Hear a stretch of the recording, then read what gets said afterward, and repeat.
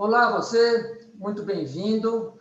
Meu nome é Eduardo, sou médico e atualmente sou presidente da Abrampas, que é a Associação Brasileira de Medicina Preventiva e Administração em Saúde. E estamos dando continuidade à série de entrevistas que estamos fazendo com professores, pessoas renomadas e principalmente os hospitais participantes do programa CQH.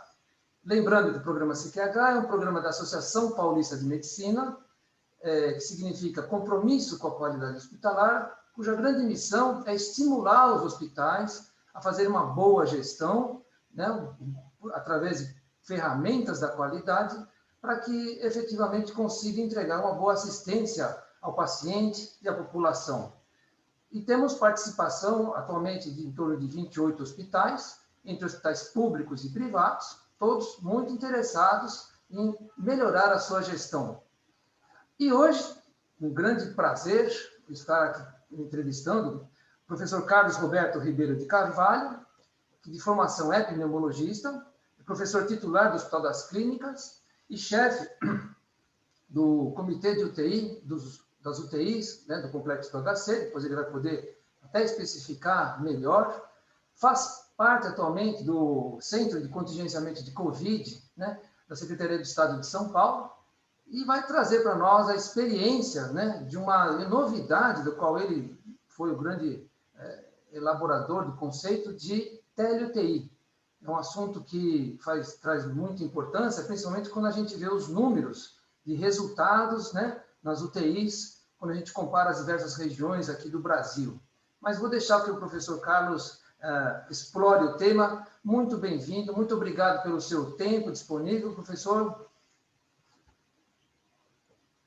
Bom, Eduardo, muito obrigado pela oportunidade e vou mostrar um pouquinho do que nós desenvolvemos nesses últimos 14, 15 meses. Então, eu vou dividir a minha tela com vocês.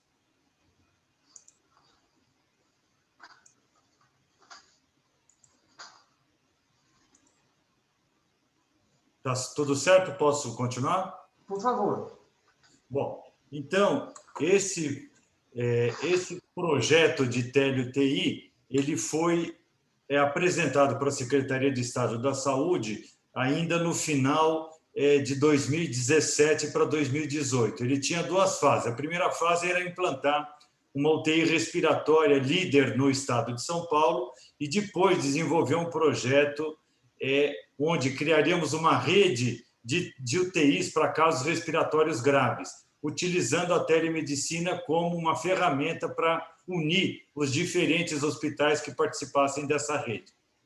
E isso funcionou na primeira fase, que é a criação da UTI respiratória, mas o projeto dessa rede de UTIs no estado só foi realmente acelerado e colocado em prática com a chegada da Covid-19.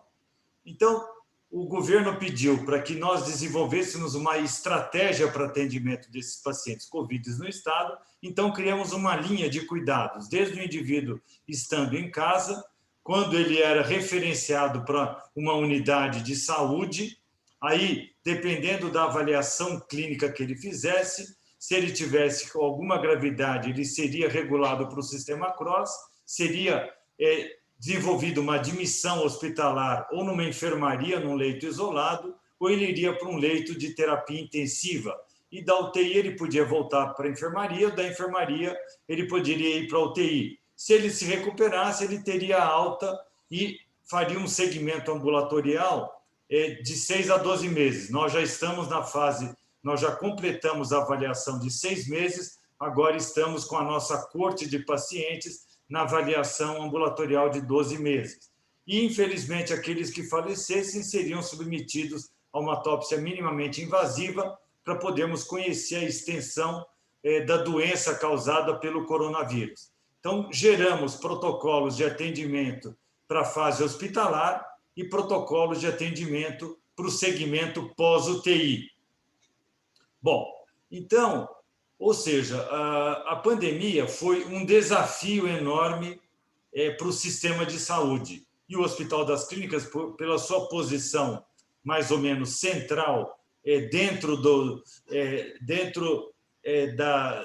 da divisão de saúde do Estado de São Paulo, por ser um hospital terciário com a maior capacidade de absorver, nós tivemos condições de transformar um prédio de 900 leitos para 900 leitos só de Covid, sendo 300 leitos só de UTI. E assim funcionamos até agosto do ano passado, um hospital exclusivo para Covid.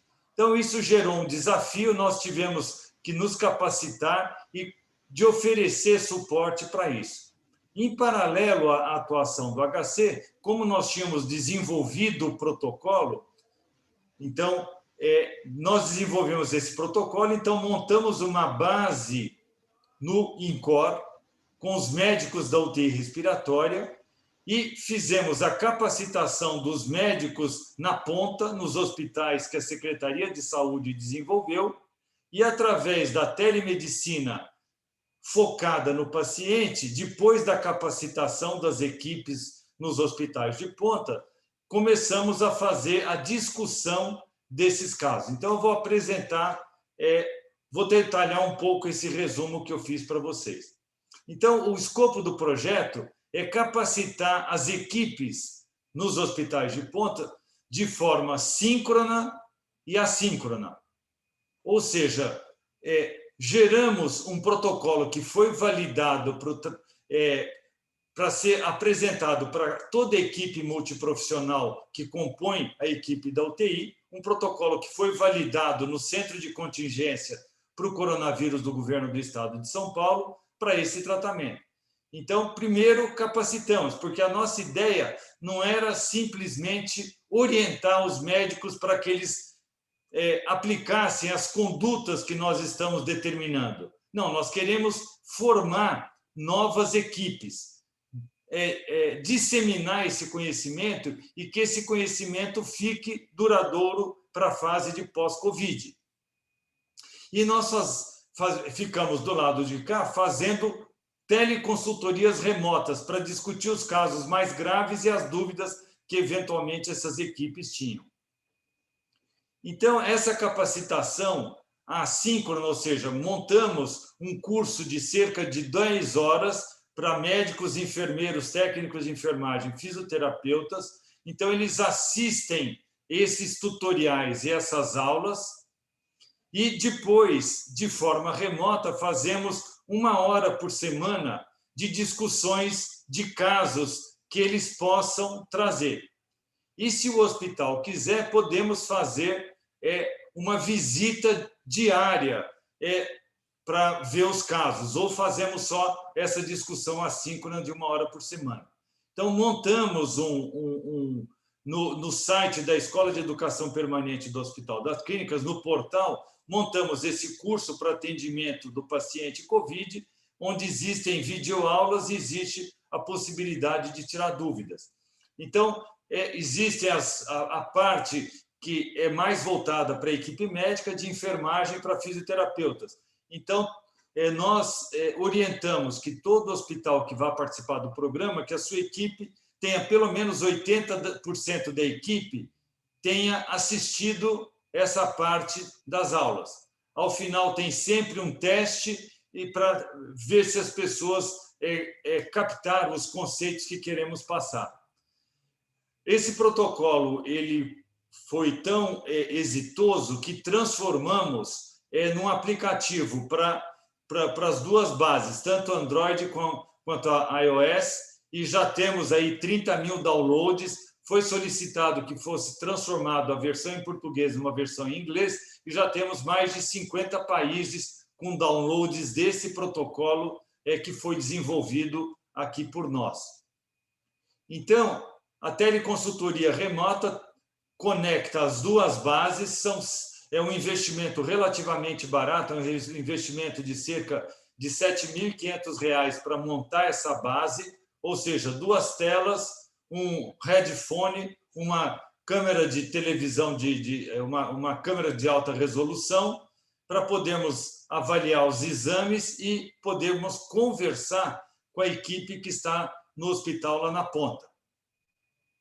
Então, Nós já fizemos isso com 26 hospitais públicos do estado de São Paulo, atendemos 1 hora por dia a cada hospital, 7 dias por semana, fazemos um registro e uma estruturação de dados num prontuário em REDCap, então as equipes, a equipe de enfermagem, de fisioterapia, preenche os dados com as condições do paciente, deixa liberado as condições do ventilador, as imagens. Quando sentamos para discutir, todos esses dados já estão disponíveis para nós do lado de cá, então isso agiliza muito a visita.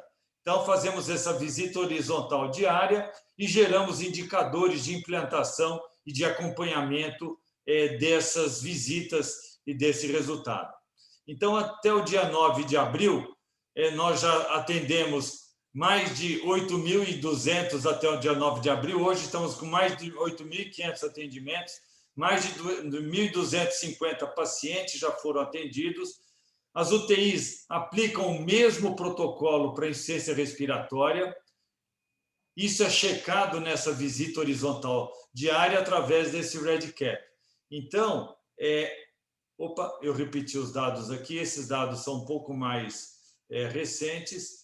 Então, é isso que eu queria mostrar para vocês. Nós já publicamos esses resultados desse primeiro ano numa revista de circulação internacional e mostramos que, à medida que o número de casos foi aumentando, que nós conseguimos, à medida que o número de casos foi aumentando, a mortalidade nessas UTIs foi progressivamente diminuindo. Então, esse é um resumo rápido aí para posicionar vocês, e eu fico aberto a perguntas, a comentários, para podermos discutir esse tema. Muito obrigado aí pela apresentação, isso realmente acabou ajudando aí a todo mundo entender aí a proposta desse programa. E aí realmente surgem algumas perguntas. Recentemente, o senhor chegou a comentar que a taxa de mortalidade de alguns hospitais aqui na região do Sudeste era muito diferente das regiões do Norte do país, até por uma dificuldade, ou seja, de equipamentos, ou seja, de treinamento de pessoal. Através da implantação desse programa, conseguimos reduzir essa desigualdade aí nessas taxas? Essa é a nossa expectativa, né? Infelizmente, os dados últimos recentes do começo desse mês mostraram que os pacientes que são entubados por Covid-19 e vão para a ventilação mecânica, em algumas capitais, em alguns estados, melhor dizendo, do Nordeste e da região Norte, a mortalidade ultrapassa 90%. Ou seja, de cada 10 pacientes com Covid-19 que são entubados nessas regiões, nenhum paciente se salva. Não chega a um paciente se salvando. Na região Sudeste, está um pouco melhor, mas ainda é uma taxa inadmissível. Na região Sudeste, que tem o melhor índice, ele chega em 75% de mortalidade. Ou seja, o cuidado com o paciente COVID, ao longo do ano passado, principalmente no primeiro semestre, se discutiu muito em abrir leitos de UTI, se discutiu muito em compra de ventiladores, gerou um frisson enorme. Quantos ventiladores foram importados, quanto não sei o quê, quantos equipamentos, quantos monitores. E todo mundo se preocupou em construir uma estrada e construir um automóvel. E não se preocupou tanto em arrumar um motorista capaz de dirigir nessa estrada. Então, a capacitação, não adianta nada você ter um equipamento de boa qualidade ou ter um leito bem montado se você não tiver uma equipe adequadamente treinada. Então, nós temos trabalhado desde o início, desde o ano passado, nós temos procurado investir na capacitação.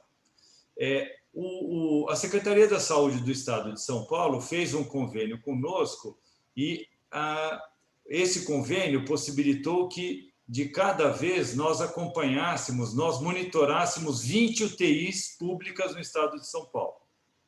Então, nós fomos capacitando à medida que uma determinada equipe já estivesse treinada nós tirávamos a base desse hospital e mudávamos para outro, porque a pandemia no primeiro semestre, no ano passado, ela foi muito dinâmica. Ela começou aqui na região da Grande São Paulo e Baixada Santista e foi se espalhando em ondas e foi acometendo o interior.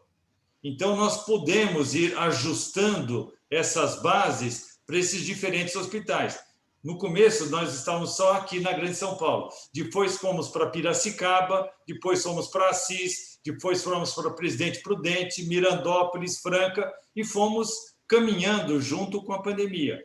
E fomos capacitando essas equipes e fomos, quando possível, desmamando essas equipes do projeto. Algumas continuam ligadas ao nossa central aqui até hoje, porque a interação foi tão boa e hoje conseguimos subir o padrão da discussão. Vamos aumentando a profundidade das discussões. Então, vamos customizando, uma vez que era um projeto novo, tanto para a Secretaria da Saúde quanto para nós, quanto para os hospitais, nós vamos nos adaptando às necessidades e agora já estamos nos preparando para não só ser uma rede de UTIs para casos respiratórios graves, como nós estamos preparados para, no pós-Covid-19, deixar essa rede adaptada também para cuidar de casos de trauma, de casos de insuficiência renal, casos de infarto do miocárdio, casos de acidente vascular cerebral, casos de arritmia cardíaca, ou seja, as outras situações que são o dia a dia da terapia intensiva, para podermos não desativar essa rede que foi tão custosa para ser ativada, e essa pandemia, infelizmente, não vai ser a única. Nós temos que estar aptos a rapidamente reestruturar o Estado para a situação que seja. Há algum tempo atrás, nós tivemos, não uma pandemia desse nível, mas nós tivemos surtos aí de febre amarela. As UTIs não estavam preparadas para receber esses pacientes. Então, se tiver já um esboço de uma rede, nós podemos rapidamente nos organizarmos para poder oferecer uma saúde melhor para a nossa população. Então, eu espero que essa rede de UTIs ela se estruture cada vez mais e ela englobe e tenha desde uma atenção primária, secundária, terciária e também com os hospitais, não somente públicos, mas os hospitais tipo Santa Casa, os hospitais privados também, e as seguradoras, as operadoras, que nós possamos deixar estruturada uma grande rede. Eu espero que a pandemia sirva para deixar alguns legados e a utilização da tecnologia, como a telemedicina, como hoje a extração de dados de monitores, ventiladores, bombas de infusão, tudo isso pode ir para uma central e você pode monitorar em tempo real os pacientes, mesmo à distância. Então, eu acho que são alguns legados, aí, algumas possibilidades que eu antevejo para os próximos meses, se não anos. E a pandemia, ela trouxe diversas divergências políticas, partidárias, enfim, levantou aí uma série de situações que às vezes estavam aí latentes na nossa sociedade, e atualmente temos inclusive também uma discussão aí entre o Conselho Federal de Medicina, falando sobre a autonomia do médico, né, na sua decisão, e a Associação Médica Brasileira dizendo, ok, o médico tem autonomia desde que faça as coisas com embasamento científico, com rigor científico, né, que a medicina merece.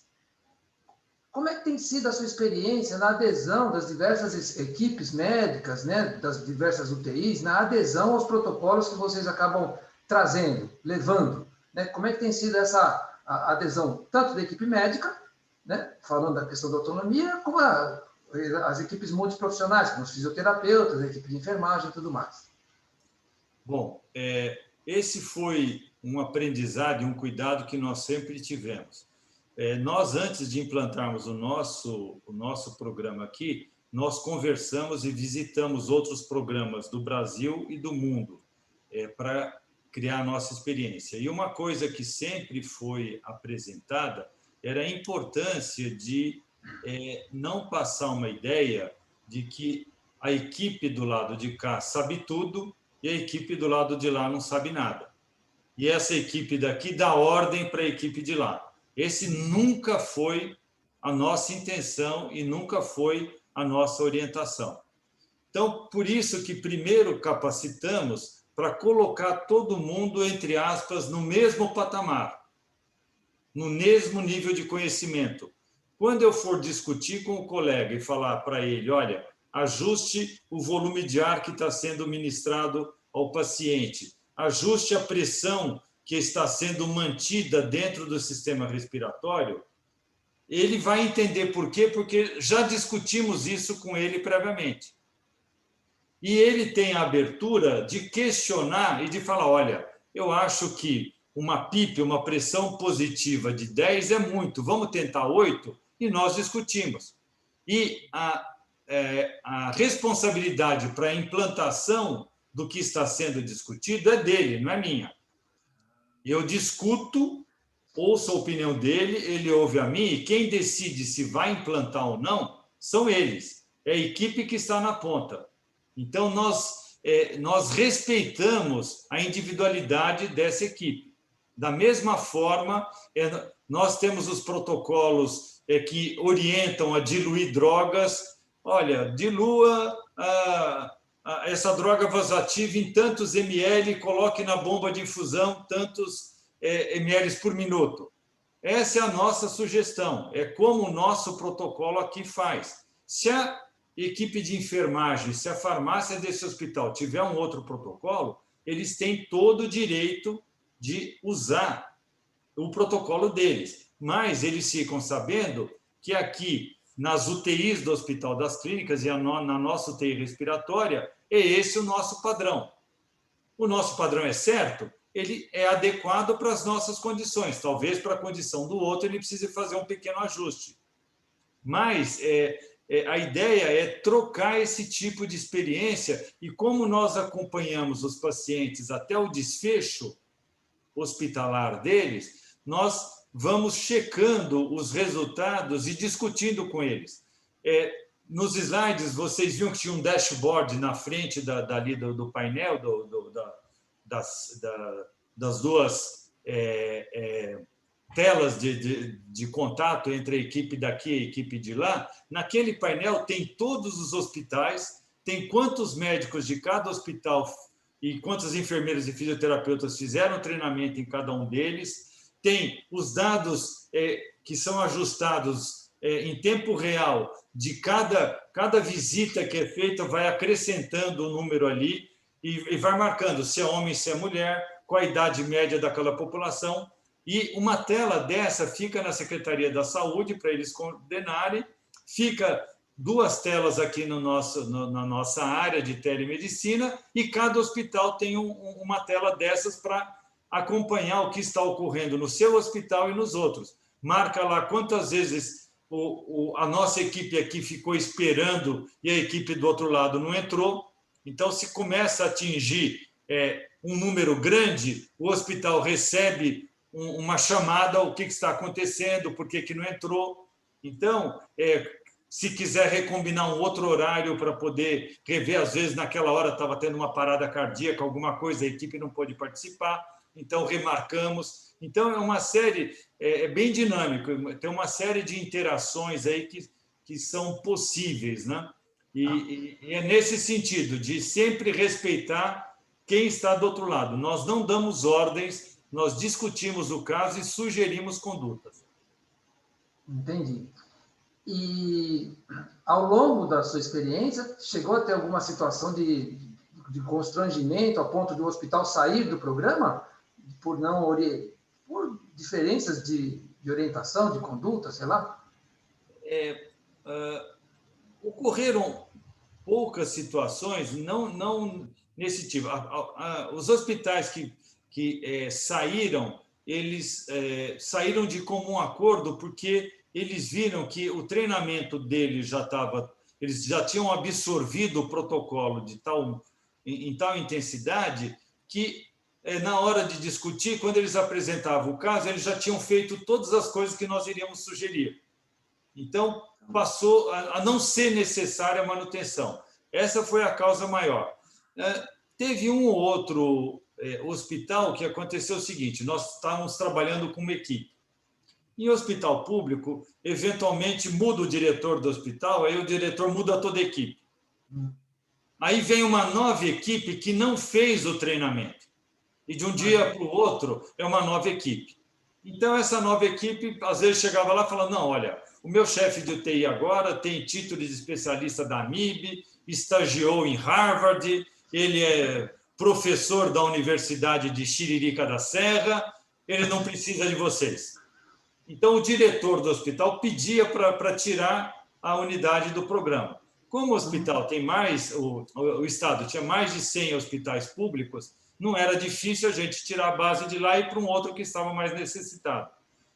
Esse tipo de situação ocorreu em 2 hospitais que pediram para sair, mas foi só 2 situações e ocorreu porque mudou a equipe. Às vezes o hospital era a UTI de Covid, era uma UTI pública e aí vira uma UTI de OS. E aí a OS que assume fala: olha, não precisamos de vocês, nós somos autossuficientes. E aí a gente saía, né? Ok. Faz parte do processo, né? Não, sem problema nenhum. Sempre foi bastante tranquilo. Nunca houve uma situação de atrito. Era sempre de comum acordo. Porque a TI do Hospital das Clínicas, do INCOR, é que entrava em contato com a TI do hospital na ponta, né? E as máquinas nós mandávamos para a Secretaria da Saúde, que levava e colocava e instalava nos hospitais. Então, a Secretaria retirava a máquina e levava para outro hospital. Então, eu lembro, por exemplo, tinha uma máquina em Mirandópolis, a equipe de Mirandópolis já estava espertinha, já estava satisfeita. E Jales estava com problema. Então, o próprio hospital saiu de Jales, foi buscar os equipamentos em Mirandópolis e levou para Jales e instalou para começar rapidamente o treinamento. Então, foi bem dinâmico, tem sido bem dinâmico o processo e acreditamos, os números mostram que ele está bem exitoso. Muito interessante. Bom, na sua explicação, ficou claro que vocês têm interações síncronas e assíncronas, né, com a equipe, mas em nenhuma situação você faz a interação com o paciente, sempre é com a equipe. A nossa interação nesse projeto específico de tele-UTI é a equipe de saúde de cá com a equipe de saúde de lá. Nós temos, a partir do momento que a tele-UTI funcionou, por exemplo, o Hospital das Clínicas aqui, ele fez um grande movimento no segundo semestre do ano passado para eleger alguns pilares para volta da normalidade do hospital, porque o hospital, num determinado momento, como eu comentei, ficou com 900 leitos só Covid. E isso começou a retornar. No segundo semestre foi retornando para quase normalidade. Está longe da normalidade, mas de 900 leitos Covid, hoje o hospital está com 300 e poucos leitos Covid. Então, e as coisas não Covid começaram a aparecer. Então, tivemos que criar um sistema misto, né, de áreas Covid e áreas não Covid. Então, tivemos que fazer todo esse esforço de adaptação para cobrir essa situação, né? Desculpa, eu me perdi. Você tinha comentado, Eduardo? Não, perfeito. A questão da interação que é com a equipe e não é com o paciente. Sim. Então, assim, só desculpa, só para eu completar o raciocínio. Por favor. Então, o hospital percebeu que nessa nova fase não poderia ter 1.200.000 consultas presenciais por ano, que é o que o nosso ambulatório atinge. Então, resolvemos tentar transformar 300 a 400 mil consultas em consultas virtuais, em teleatendimento. Então, nós usamos grande parte do aprendizado da tele-UTI para também migrar para a teleconsulta. Então, estamos fazendo alguns estudos iniciais com alguns grupos e já esses grupos têm feito teleatendimento. Algumas áreas são mais simples e já tinham até um embrião disso. Na psiquiatria, na psicologia, já tinha algum embrião disso. Na dermatologia, a teledermatologia, já tinha um embrião disso. Agora estamos fazendo para as áreas das especialidades clínicas e de algumas especialidades cirúrgicas. Por exemplo, em cirurgia de traqueia, para aqueles pacientes que são traqueostomizados ou que fazem dilatação de traqueia, hoje 80% das consultas da avaliação do paciente é feito por tele. Só 20% a equipe pede para o paciente vir aqui quando tem que fazer um curativo ou quando tem que trocar. Então, em algumas áreas, isso está sendo um enorme sucesso. Na parte de cardiopatia congênita, nós fazemos uma coisa híbrida. É a equipe do hospital de lá, junto com a criança e a mãe, e a nossa equipe daqui. Então, temos um ecocardiografista, um hemodinamicista, um cardiopediatra, um cirurgião que avaliam a criança com uma cardiopatia congênita e decide qual o momento exato da criança vir para o INCOR para fazer a cirurgia. Então, orienta a equipe para ficar cuidando da criança lá. Quando vem, ela opera e a gente devolve para lá. Então, essa parte de teleconsultoria entre o médico e o paciente, ou entre a equipe, mesmo tendo uma outra equipe lá, mas com o paciente junto, tem sido desenvolvido. Estamos desenvolvendo ainda para cateterismo, para algumas coisas, uma segunda opinião. Então, está em dúvida, esse caso dá para fazer através de um cateterismo ou precisa fazer a céu aberto? Então, a equipe daqui discute com a equipe de lá, usando a expertise da equipe daqui para coisas mais complexas, né, mais graves. Então, uma série de produtos estão sendo gerados a partir desse foco inicial da tele-UTI. Mas, voltando aí à situação da UTI relacionada à Covid, eu entendo que, do outro lado, né, digo, nos hospitais, não basta ter um médico na UTI, precisa ser um médico intensivista, porque senão também você vai ter dificuldades nessa interação, ou o programa ele é tão abrangente que, eventualmente, numa situação de emergência, como a gente está vendo, nem sei se a gente tinha tantos intensivistas assim para assumir tantos leitos pelo Brasil afora, mas vocês também têm feito interações, às vezes, com médicos que acabam não tendo o título de especialista e acabam assumindo a UTI, vocês tendo que fazer essa interação? Veja, Eduardo, a enorme maioria, mesmo nas capitais, no interior nem se fala, mesmo nas capitais, a enorme maioria das pessoas, dos médicos que foram para a linha de frente, não eram intensivistas.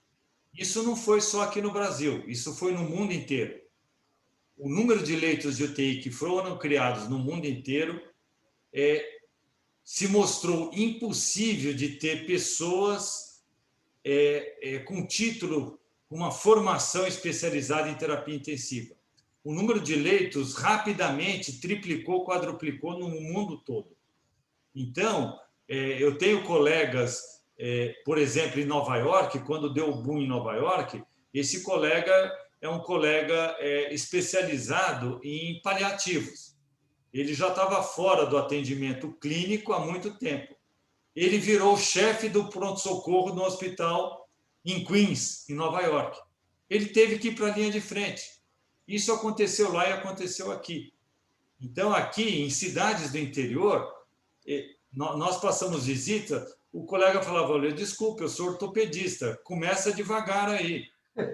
Põe primeira, segunda, terceira, para eu poder acompanhar, senão eu não estou acompanhando. Então, nós fomos moldando o nosso curso de capacitação para sair do mais básico até o mais avançado.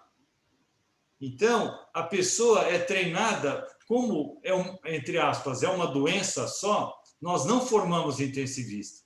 Nós treinamos uma equipe, capacitamos uma equipe para fazer aquele atendimento. E ficamos aqui à distância para discutir as dúvidas. Então, nós ensinamos o básico para as pessoas poderem tomar as primeiras condutas e instituir, principalmente, uma estratégia protetora de ventilação mecânica. para que o aparelho de ventilação mecânica ele seja um aliado no tratamento do paciente e não seja ajustado de uma maneira que ele vai machucar mais esse pulmão que já está doente. Então, a gente toma principalmente esse tipo de cuidado. Aliás, recentemente, você estava comentando a questão dos efeitos colaterais, ou enfim, por exemplo, a questão do enfisema subcutâneo, né, na lida aí com os aparelhos, né? Quer dizer, só de conseguir evitar o dano, né, do tratamento médico já é uma grande coisa. Acho que vocês conseguiram resolver ou ajudar, pelo menos, em bastante situações como essa, não? Com certeza. Num primeiro momento, com a experiência chinesa, se intubava muito precocemente e os pacientes iam para a ventilação mecânica. A ventilação com a pressão positiva ela pode causar esse rompimento de alvéolos e dar pneumotórax, pneumodiastina e enfisema subcutâneo. Mas, se você demora muito para intubar e o paciente fica respirando, gerando grande esforço, essa grande pressão negativa que ele tem que gerar no tórax pode, da mesma maneira que a pressão positiva, gerar um barotrauma, agora por pressão negativa. Então, se você espera muito, você também corre o risco de ter pneumotórax, pneumodiastina e enfisema subcutâneo. Então, se saiu de um extremo onde intubava precoce, foi-se para um outro extremo onde se retardava muito a intubação e esse risco de barotrauma era muito grande, para se tentar chegar agora no meio termo, não vão intubar tão precoce, mas se o paciente começar a não demonstrar uma boa evolução, não vamos deixar ele chegar no momento muito limítrofe para ser intubado, né? Então, estamos trabalhando nesse timing mais adequado, nesse meio termo. Bom, as estatísticas mostram que mais ou menos 30% a 40% dos pacientes, né, numa situação como essa de UTI, entubado, acabam necessitando de hemodiálise, outros vão lá para o tal do ECMO, né, essa terapia, e também sabemos que não existe máquinas disponíveis para todos. E agora estamos aí com a situação de, eventualmente, falta de fármacos, né, para manter esses pacientes. Como é que vocês têm lidado com essa situação? Seja falta de equipamento, seja falta de medicamento? Como é que vocês têm lidado com isso? Bom, isso tem sido um grande desafio aí para os gestores dos hospitais e para os gestores públicos, né? Tanto ao nível de secretarias de município, de estado, quanto para o governo federal. O atual ministro solicitou que nós ajudássemos na criação de protocolos para serem implantados ou para serem sugeridos para todo o território nacional. Ao invés da Sociedade de Anestesia fazer um protocolo de intubação, a Sociedade de Pneumologia fazer um protocolo de intubação, a Sociedade de Cirurgia Torácica, Cabeça e Pescoço fazer uma sugestão, a Associação de Medicina Intensiva Brasileira outra, a Associação de Medicina de Urgência outra, nós conseguimos reunir todos esses players, todas essas sociedades, montamos um grande grupo e estamos criando protocolos para toda essa linha de cuidado. Já fizemos um protocolo para o uso racional de oxigênio. Então, no momento que o oxigênio está em falta, tem todo um regramento de quando usar, que tipo de máscara usar, que tipo de... no sentido de não gastar à toa e nem regular, no sentido daquele mínimo adequado. Quando o paciente não consegue chegar no máximo ali de oxigênio e ele não consegue ter uma oxigenação sanguínea adequada, indicamos a intubação. Então, tem todo um protocolo para intubação em sequência rápida. E quais são os medicamentos que devem ser usados para fazer essa intubação em sequência rápida? Tem a primeira linha. Não tem esse no mercado? Tem a segunda linha. Não tem esse? Tem a terceira alternativa. Então, para cada passo da analgesia, sedação e miorrelaxamento, para cada passo tem as drogas de primeira linha, de primeira escolha, e tem as alternativas. Aí o profissional, e com todas as diluições, as dosagens e os tempos. Então, o profissional que for fazer esse procedimento, ele tem as opções ali, dá para ajustar dentro desse momento de alguma restrição de uso para alguns medicamentos. Então, estamos fazendo isso em toda essa linha de cuidados, e isso o Ministério já está com eles estão finalizando. Porque tem um algoritmo, que é uma folha, assim, cabe numa folha, que fica muito fácil de ser visto. Tem alguns tutoriais, mini filminhos, uns clipezinhos, que ensinam a cada um daquelas caixinhas que fazem parte do algoritmo, e tem um texto curto, de poucas páginas, dando o substrato para aquele algoritmo, explicando com mais detalhes aquele algoritmo.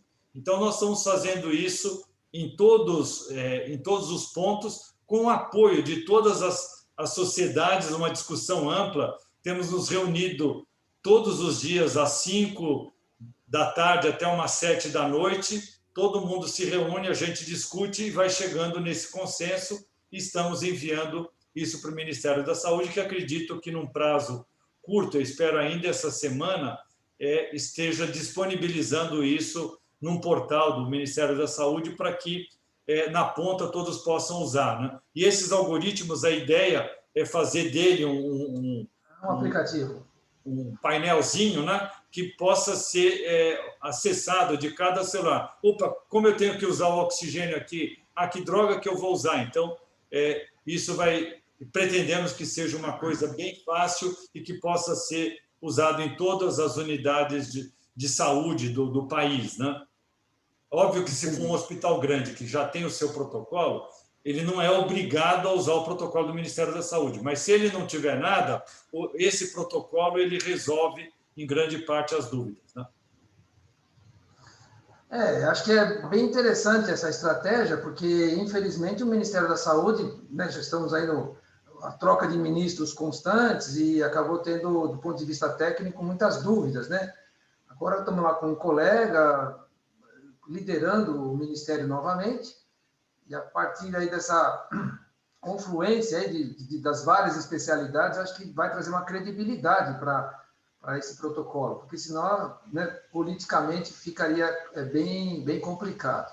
Mas deixa eu explorar um detalhe. Você comentou da experiência, da questão da intubação prévia, rápida, para depois uma intubação mais tardia, ou seja, o próprio protocolo, e é assim que se espera, foi se modificando ao longo do tempo através da experiência.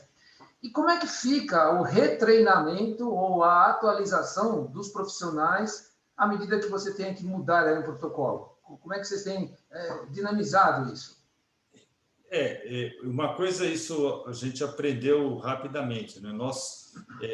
Esses protocolos que ficam nos portais, eles são constantemente atualizados. Agora, no Ministério da Saúde, como a gente está lançando nesse primeiro momento, eu acredito que a minha ideia, pelo menos, se eu continuar colaborando aí com o Ministério da Saúde, a minha ideia é que sempre que houver uma atualização, todas as secretarias de saúde dos municípios, porque nós temos atraído também o pessoal do CONASENS e do CONAS, né? Todas as secretarias da saúde dos municípios e os secretários de saúde dos estados vão ser informados sobre o protocolo e sobre as atualizações que forem feitas, né? A ideia é que essa Câmara que tem discutido isso, ela não seja desativada, né? Ela vai deixar de precisar se reunir diariamente para ser chamada, surgir um trabalho científico que mostra que determinada coisa precisa ser, determinada intervenção precisa ser implementada dentro do nosso protocolo. Chamamos uma reunião especial para isso, fazemos o ajuste do protocolo e o protocolo volta para a plataforma, né? Então, a ideia, mais ou menos, é essa. Espero que funcione, né? Tomara. Mas a sua experiência com a tele-UTI até agora, né, com as mudanças de protocolo, como é que foi? Como é que você envolveu os hospitais?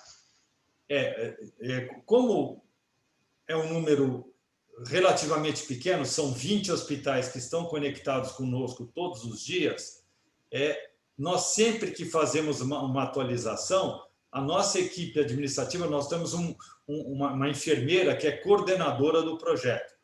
Ela tem contato direto através de um WhatsApp com o diretor do hospital, com o chefe da UTI, com a enfermeira-chefe da UTI e com a fisioterapeuta-chefe da UTI.